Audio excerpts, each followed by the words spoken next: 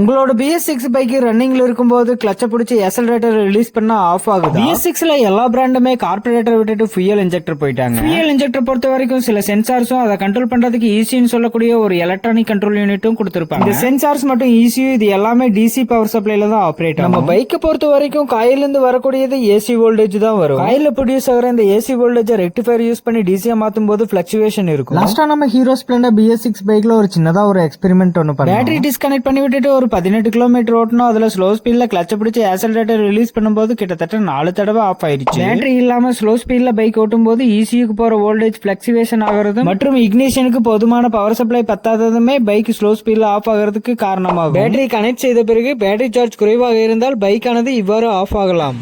So இங்கே வந்து பார்த்துக்கிட்டிங்கன்னா ஒரு ஸ்பீடு பிரேக்கு. ஸோ இந்த ஸ்பீடு பிரேக் ஏறி இறங்கும்போது நம்ம வந்து கிளச்சை பிடிச்சி கியரை டவுன் பண்ணோம். ஸோ இந்த இடத்துக்கெல்லாம் நம்மளுக்கு வந்து ஆஃப் ஆயிடுச்சு. ஸோ இந்த ஆஃப் ஆகிற கம்ப்ளைண்ட் அப்படிங்கிறது வந்து ரிப்பீட்டடாக வருது இந்த பேட்டரி எடுத்ததுக்கப்புறம்.